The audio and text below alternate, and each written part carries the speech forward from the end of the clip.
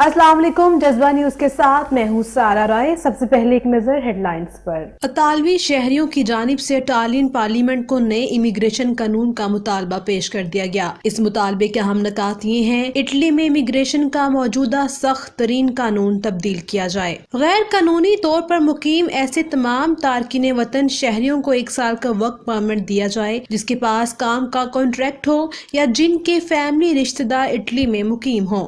Italy کے بلدیاتی انتخابات میں اٹلی میں قانونی طور پر مقیم تارکین وطن شہریوں کو بھی ووٹ ڈالنے اور الیکشن لڑنے کا حق دیا جائے۔ غیر قانونی طور پر اٹلی داخل ہونے والے کو مجرم قرار دیا جانے والا قانون ختم کیا جائے۔ یہ مطالبہ سابقہ اطالوی وزیر خارجہ اور ریڈیکل پارٹی کے لیڈر ایما بونینو نے پیش کیا ہے۔ اٹلی میں پارلیمنٹ کو کسی بھی قانون کے مطالبے کے لیے 50,000 شہریوں کے دستخط چاہیے ہوتے ہیں، لیکن اس مطالبے کو پیش کرنے والوں نے 85,000 اطالوی شہریوں کے دستخط جمع کیے ہیں۔ انہوں نے ایک مہم چلائی تھی جس کا عنوان تھا کہ میں بھی ایک اجنبی تھا لیکن انسانیت سب سے بہتر ہے۔ ایما بونینو نے اپنی اس کامیابی پر کہا کہ وہ بہت مطمئن ہے کہ ایک بہتر عزم کا آغاز ہوا ہے جس میں اٹلی کے مختلف شہروں کے بیشتر میئرز نے حصہ لیا ہے۔ یہ حقیقت ہے کہ امیگریشن ایک بین الاقوامی مسئلہ ہے اور اس کا مستقل حل کوئی نہیں ہوتا، لیکن پھر بھی قوانین کو بہتر بنا کر اس کا سامنا کیا جا سکتا ہے۔ اس مہم میں ریڈیکل اٹالین پارٹی کے علاوہ درجنوں دیگر تنظیمات نے بھی حصہ لیا۔ 6 مہینے جاری رہنے والی اس مہم میں اٹلی کے بڑے شہروں روم، میلان، بیرگامو، تورینو، کالیاری، ناپولی، فلورنس اور وینس میں سب سے زیادہ دستخط جمع ہوئے۔ اس مہم میں اٹلی کے 150 میئرز نے ذاتی طور پر حصہ لیا اور ان کی کونسلز میں دستخط جمع ہوئے۔